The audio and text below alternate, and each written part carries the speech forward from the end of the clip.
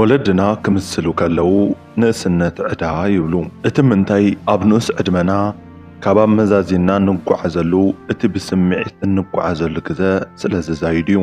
መብዛሕተና ብፍላይ ከዓ ደቂ ኣንስትዮ ኣብ ኣፍላግ ጉብዝነአን ዝኾነት ካብ 18 ክሳብ 21 ትርከብ ዕድመአን ብርክት ዝበሉ ናይ ህይወተን ዓበይቲ ጌጋታት ዝፍጽማላ እዋን እያ።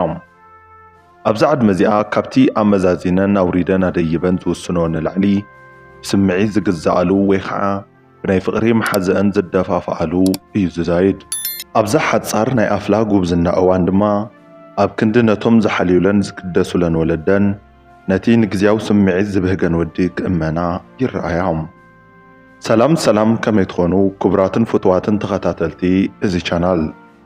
ኣብ ናይ ሎሚ መሰናዶና ብዛዕባ እታ ንዘይረብሕ ገንዘብ ክትብል ብናይ ፍቕሪ መሓዛኣ ተደፋፊያ ነታ ንዓ ወሊዳ ዝመኸነት ኩሉ ትኾነላ ወላዲት ኣዲኣ ብግፍዒ ዝቐተለት ንእስቲ ከዘንትወልኩም እየ። ነዚ ቻናል ሓደሽቲ ዝኾንኩም ሰብስክራይብ ብምግባር ቤተሰብ ክትኾኑ እንዳተላበኹ ድማ ሰናይ ምክትታል ክኾነልኩም ይምናም። ሽማ ሄዘር ማክ ትበሃል። ጓል 18 ዓመት ንእስቲ እንትትኸውን ምስ ሼላ ቮን ሞይስ ማክ ዝተባሃለት ወላዲት ኣዲኣ ኣብ ቺካጎ ሃገረ ኣሜሪካ እያ ትነብር ነይራ። ሄዘር ማክ ብሕታዊት ውላድ ምስቲ ምዃና ብጣዕሚ እያ ሕንቂኣ ዓብያ።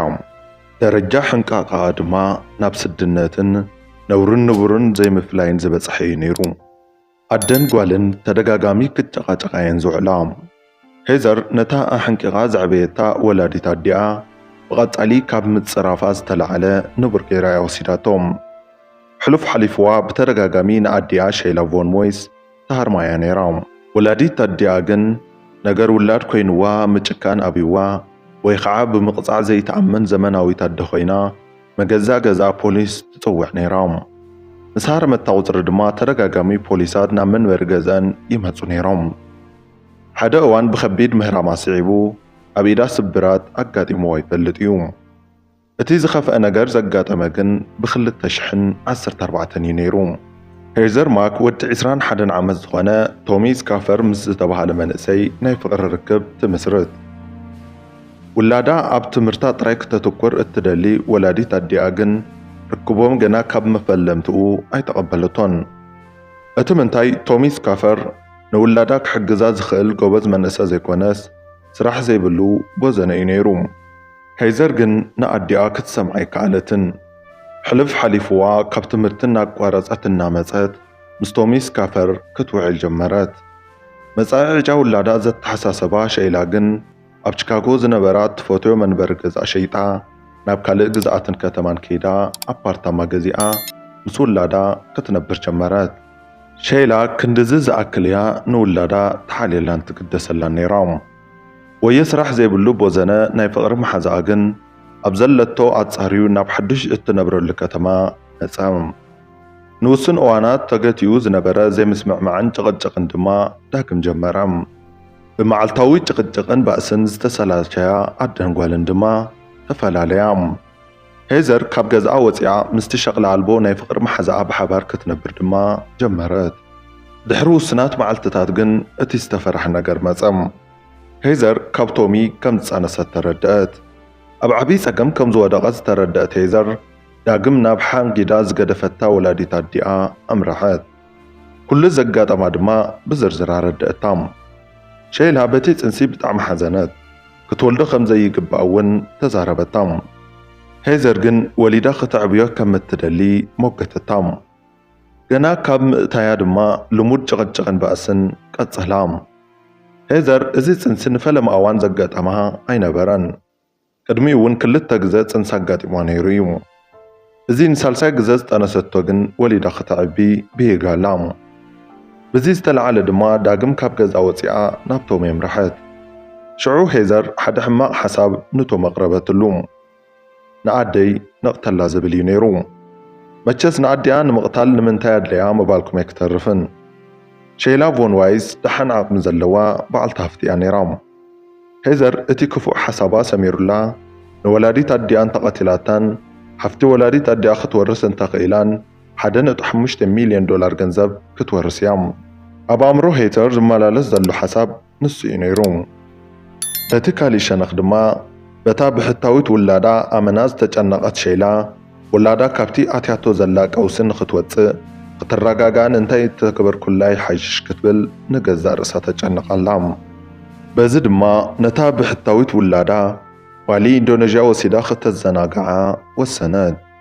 ወሲና እውን ኣይተረፈትን ምስ ውላዳ ጽቡቕ ግዜ ንምሕላፍን ንምዝናጋዕን ኣብ ዓለምና ውርያት ካብ ዝኾኑ መዘናግዒ ቦታታት ናብ ዝኾነ ዋሊ ኢንዶኔዥያ ንምጉዓዝ ትኬት ኣየር ቆረፀት። ንውላዳ ዝቆረፀትላ ትኬት ኣየር ፈረስት ክላስ እዩ ነይሩ። ኣብ ሴይንት ሬጂስ ባሊ ሪዞርት ዝተባሃለ ሆቴል ድማ ኣልጋ ሓዘት። እዚ ምስ ገበረት ንውላዳ ፀዊዓ ዛዕባ እቲ ዝተለመቶ ጉዕዞ ኣዕለለታ። ፈረስት ክላስ ተቆረፀላ ሄዘር ብናይ ኣዲኣ ሓሳብ ተስማዕሚዓ ናብ ባሊ ንምጉዓዝ ጉዕዞኣ ከተጠራንፍ ጀመረት። ብሓባር ድማ ተጓዓዛ። ሸይላ ግን ሓሳብ ልባ ኣይሰመረላን። ኣብኡ እውን ሓያል ጭቕጭቕን ባእስን ኣልዕላ። ሰናይ ትምኒታ ዘይሰመረላ ሸይላ ብሕርቃን ኣልኮል ክትሰቲ ሓደረት። ልዕሊ መጠን ሰትያ ሰኺራ ስለ ዝነበረት ድማ ወዲቓ እግራ ተሰበረት።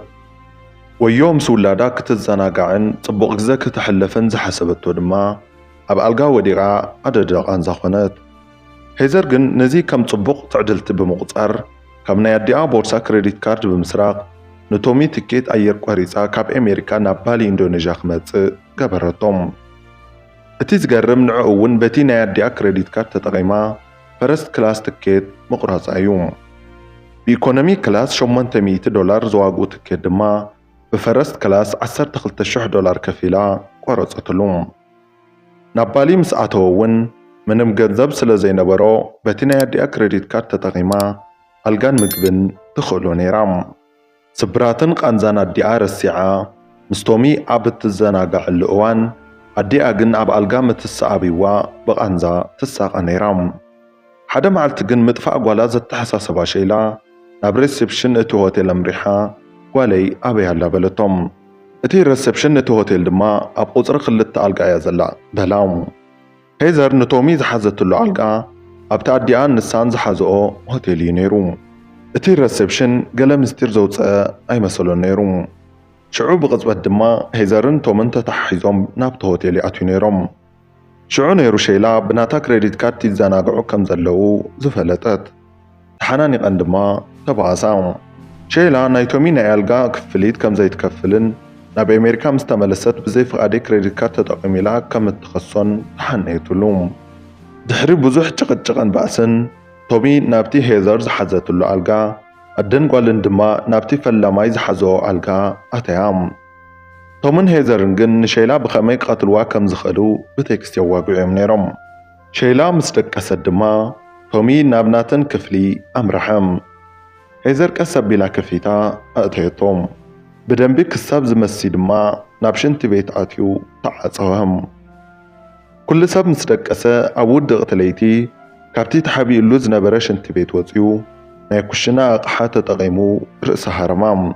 እታ ወላዲት ኣደ ካብ ምድቃሳ ደንጊፃ እንትትስእ ድማ ደጋጊሙ ርእሳ ብምውቃዕ ቀተላም።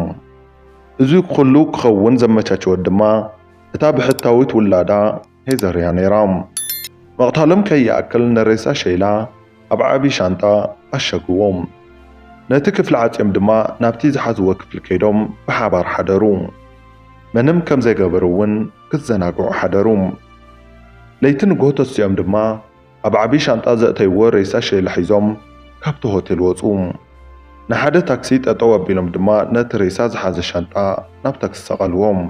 ነቲ ሹፌር ተጸበየና ኢሎም ናብቲ ሆቴል ተመሊሶም ድማ ፓስፖርቶም ካብ ሪሴፕሽን ሓተቱ። ሓሲቦሞ ዝነበሩ ምስ ኣዲኣ ስለ ዘይተስማዕምዓ ነቲ ኣልጋ ንለቅ ኣለና ኢላ ብምዝራብ ብቐሊሉ ካብቲ ሆቴል ክወፅዩ ነይሩ። ሸይላ ግን ናታን ውላዳን ፓስፖርት ንሪሴፕሽን ኣብ ዝሃበትሉ እዋን ኣነ መፅየተ ዘይሓቲተኩም ፓስፖርት ንጓሌይ ከይተባይላ ኣጠንቂቓቶም ስለ ዝነበረት ፓስፖርቶም ኣብቲ ናይ ሆቴል ሚስጥራዊ ሳፅን ክቕመጥ እዩ ተገይሩ። በዚ ዝተለዓለ ድማ እቲ ሪሴፕሽን ፓስፖርት ከለኦም። ሽዑ ብኻሊእ በሪ ወፂኦም ካሊእ ታክሲ ተጠቒሞም ናብ ኤርፖርት ኣምርሑ። ወላ እኳ ፓስፖርት ጠፊና ዝብል ምኽኒት እንተቕረቡ ኤርፖርት ካሕልፍዎም ግን ኣይከኣሉን። በዚ ተስፋ ምስ ቆረፁ ናብ ካልእ ሆቴል ከይዶም ኣልጋ ሓዙ።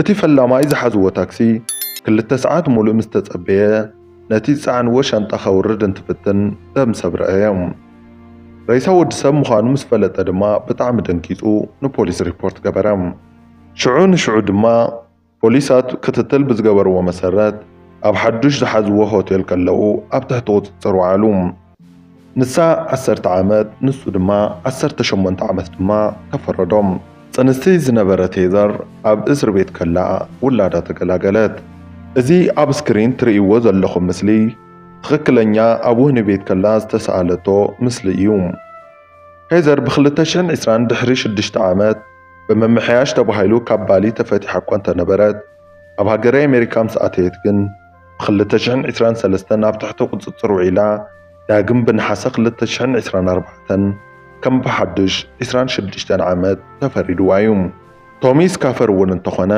ናይ ኢንዶኔዥያ ወህኒ ቤት ወዲኡ ኣብ ዝወፀሉ እዋን ናይ ኣሜሪካ ፍርዲ ክጽበዮ እዩ ቶሚ ሄዘር እታ ዝወለደታ ውላዳ እውን ተመንጢላ ብማዶቡ ክትዓብያ ተገይራ ሕራይ እምበር ፍትዋትን ክቡራትን ተመልከትና ንሎሚ ሒዘልኩም መጽየ ዝነበርኩ መደብ ነዚ ይመስል ነይሩ ንምክትታልኩም ኣዝና ኢና ነመስግን ሰሰናይ ንዓኹም